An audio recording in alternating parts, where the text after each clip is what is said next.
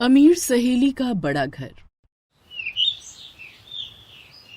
क्या हुआ माँ, बहुत परेशान लग रही हो?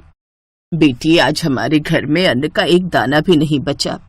माँ तुम फिक्र मत करो, आज हमें बहुत बड़े घर से एक इनविटेशन मिला है।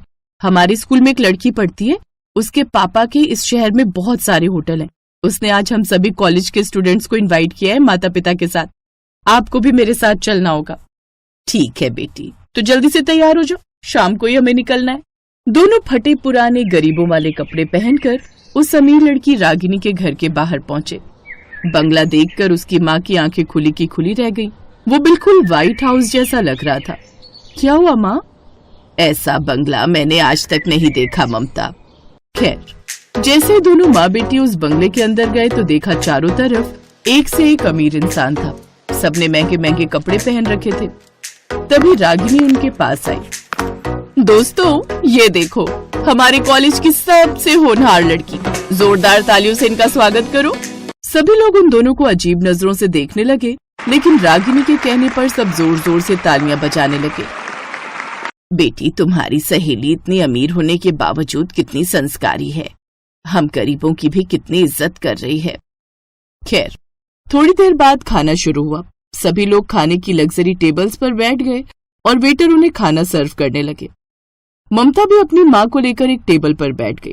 तभी रागिनी और उसकी माँ उसके पास आई। रागिनी, इन्हें यहाँ बैठने को किसने कहा? इन्हें अपनी जगह दिखाओ। अब हाँ माँ, आप फिक्र मत करो, मैं देखती हूँ। ममता, आंटी, आप लोग यहाँ कहाँ बैठ गई अमीर लोगों के बीच? आप लोग यहाँ नीचे जमीन पर बैठ जाइए, आप लोगों की जगह यही है।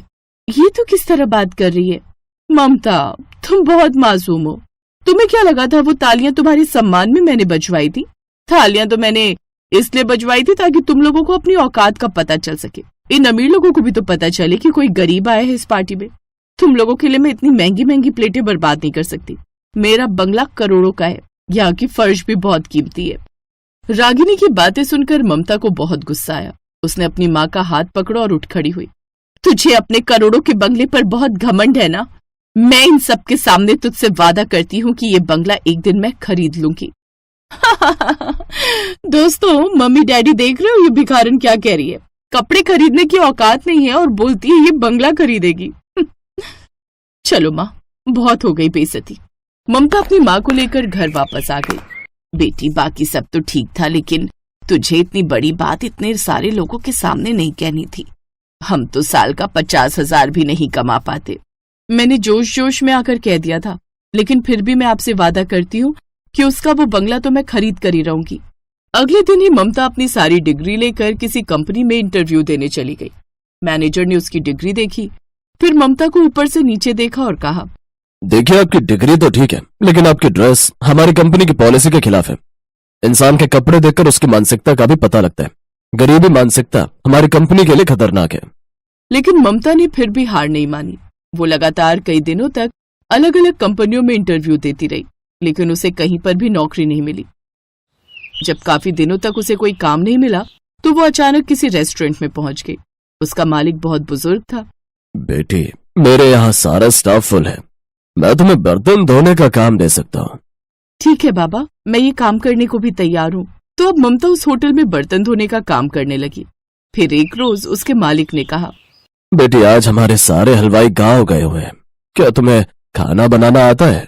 हाँ बाबा, मैं बहुत अच्छा खाना बना लेती हूँ, आपने कभी मुझे मौका ही नहीं दिया। देखो, मेरा भरोसा मत तोड़ना, क्योंकि आज हमारे होटल में इस शहर के बहुत बड़े आदमी आने वाले हैं। इस शहर में उनके सैकड़ों होटल हैं। खैर, ममता खुशी खुशी खाना बनाने लगी। थोड़ी देर में उनके होटल में उसकी सहेली रागिनी अपने माँ बाप के साथ आई। इसका मतलब बाबा रागिनी के पापा की बात कर रहे थे। रागिनी अपने माँ बाप के साथ एक टेबल पर बैठ गई, लेकिन उसने ममता को बर्तन धोते हुए और खाना बनाते हुए देख लिया था। थोड़ी देर बाद ममता उन सबको खाना सर्व करने लगी। तू तो मेरा बंगला खरीदने वाली थी ना, और यहाँ पर बर्तन धो रही है, खाना बना रही है और हमारे लिए खाना सर्व कर रही है। बेटी, इन गरीबों के मुंह नहीं लगते, चुपचाप खाना खाओ। बेचारी ममता उस वक्त कुछ नहीं बोल पाई। अब वो दिन रात मेहनत करती जा रही थी। अब वो उस होटल में खाना भी बनाती थी, बर्तन भी धोती थी, इसलिए वो अच्छा खासा कमाने भी लगी थी। फिर फिर एक रात उसकी माँ ने कहा, बेटी अब हमें खाने पीने की कोई समस्या नहीं है, लेकिन तूने जो इतनी बड़ी बात बोली थी ना कि उसका बंगला खरीद लेगी, ये तो कहीं से भी संभव नहीं लगता। लोग तुझे हारा हुआ ही समझेंगे। माँ, न वो बंगला कहीं भागा जा रहा है और न ही मैं। मुझे ऊपर वाले पर पूरा भरोसा है, एक न एक दिन वो बंगला मैं खरीद कर रहूंगी। तो ऐसे ही दिन बीत रहे थे। फिर एक रोज ममता के होटल में एक बहुत बड़े मंत्री जी आए। बाबा, कल मेरे बंगले पर बहुत बड़ी पार्टी है। खाना तो ओबरॉय होटल की तरफ से आ रहा है, मुझे कुछ वेटर चाहिए। ममता बेटी, आज शाम को तुझे मंत्री जी के यहाँ जाना है। पूरे वेटर स्टाफ को लेती जाना, बहुत अच्छा पैसा मिलेगा। ठीक है बाबा। मंत्री जी, आप फिक्र मत कीजिए, आपको शिकायत का कोई मौका नहीं मिलेगा। खैर, मंत्री जी वहां से चले गए। रात में ममता अपने सभी वेटर्स को लेकर मंत्री जी की पार्टी में पहुंची। वहां पर रागिनी के पापा के होटल का खाना लगा हुआ था। रागिनी की फैमिली भी वहीं मौजूद थी। उसने जैसे ही ममता को देखा वैसे ही उसके पास चली आई। तुझे पता है यहाँ पर मेरे डैडी का खाना चल रहा है और तू यहाँ पर वेटर है। वैसे कब खरीदने वाली है तो मेरा बंगला? रागिनी ममता से बात कर ही रही थी कि तभी कुछ मेहमान अचानक चिल्लाने लगे, मंत्री जी, ये सब क्या है? हमारे खाने में केकड़ा निकला और रोटियों में तो फफूंद लगी हुई है। मंत्री जी भागते हुए आए। जब खाना चेक किया गया तो खाना 4 दिन पुराना निकला। उन्होंने रागिनी के डैडी को बुलाया। सारे लोग वहीं इकट्ठा हो गए। मिस्टर ओबराय, इस शहर में मैंने तुमको सारे होटल के टेंडर्स दिलाए थे और आपने मेरे ही साथ ऐसा किया। मैं इसी वक्त सारे कॉन्ट्रैक्ट तुमसे वापस लेता हूँ। मुझे तो तुम पर पहले ही शक था, लेकिन अब खाने का क्या होगा? मंत्री जी, फिक्र मत कीजिए, मैं बस 1 घंटे के अंदर सब लोगों के लिए ताजा खाना बना दूंगी। ममता ने 1 घंटे के अंदर अपने साथियों के साथ मिलकर खाना बना दिया। सभी मेहमान उंगलियां चाटते रह गए।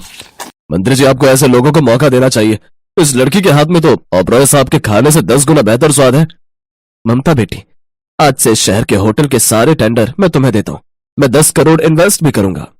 तो इस तरह ममता कुछ ही महीनों में करोड़पति बन गई। उधर रागिनी का परिवार सड़क पर आ गया।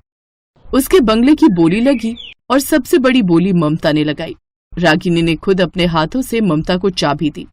मैंने कहा था ना रागिनी कि मैं ये बंगला तुझसे खरीद कर ही रहूंगी। आज के बाद किसी को भी छोटा समझने की कोशिश मत करना। और वैसे अंकल, मुझे छोटे लोगों से बात नहीं करनी चाहिए ना, इसलिए मैं अब आपकी बेटी से कभी बात नहीं करूंगी। चलती हूँ, गुड बाय। उस दिन के बाद ममता अपनी माँ के साथ उसी करोड़ों के बंगले में खुशी खुशी रहने लगी।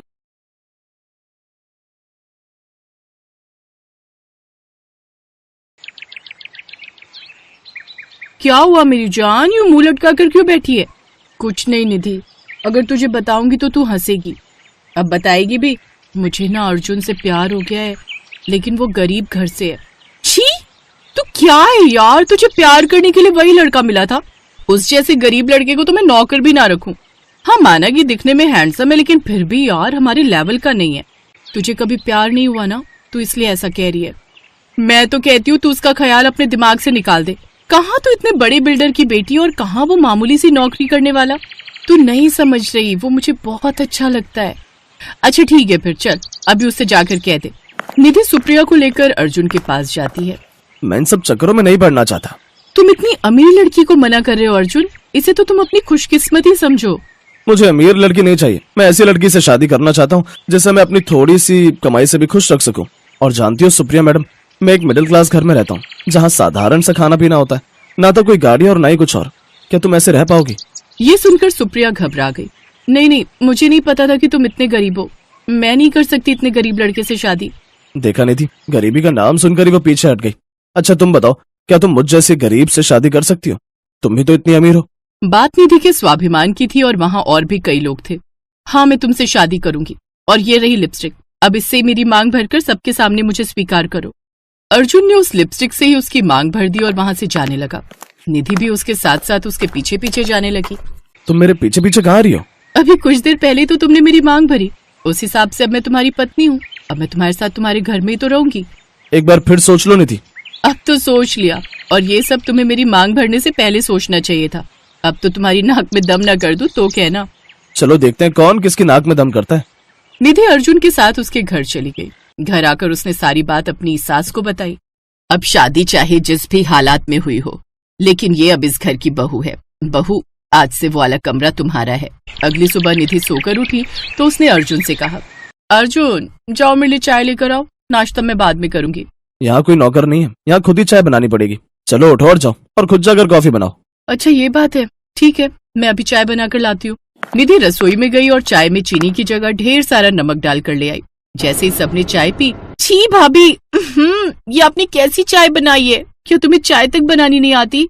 हाँ नहीं आती, क्योंकि वहाँ सब काम मेरे घर के नौकर करते हैं। खाना बनाने के लिए अलग, साफ सफाई के लिए अलग, घर के हर काम के लिए अलग अलग नौकर। ये सुनकर सब चौंक गए कि उनके घर इतनी अमीर बहू आई है। फिर उसकी सास बोली, बहू कोई बात नहीं, मैं तुम्हें चाय बनाना सिखा दूंगी। हमारे घर में कोई नौकर नहीं है, इसलिए सारे काम हम सब मिलकर करते हैं। घर में सभी उसका खूब ख्याल रखते, लेकिन निधि थी कि वो तो जानबूझकर बस नुकसान पर नुकसान करती रहती। लेकिन अमीर घर से आई बहू ना तो वहां चैन से सो पाई और ना खा पाई, जिस कारण निधि की तबीयत बिगड़ गई। कई दिन बीत गए लेकिन वो ठीक नहीं हो पाई। देखिए, इनकी आंतों में बहुत ज्यादा इन्फेक्शन फैल गए, जो आसानी से ठीक नहीं होगा। उसे शहर के बड़े अस्पताल ले जाना होगा। निधि ने देखा कि सभी उसकी बड़ी चिंता कर रहे हैं।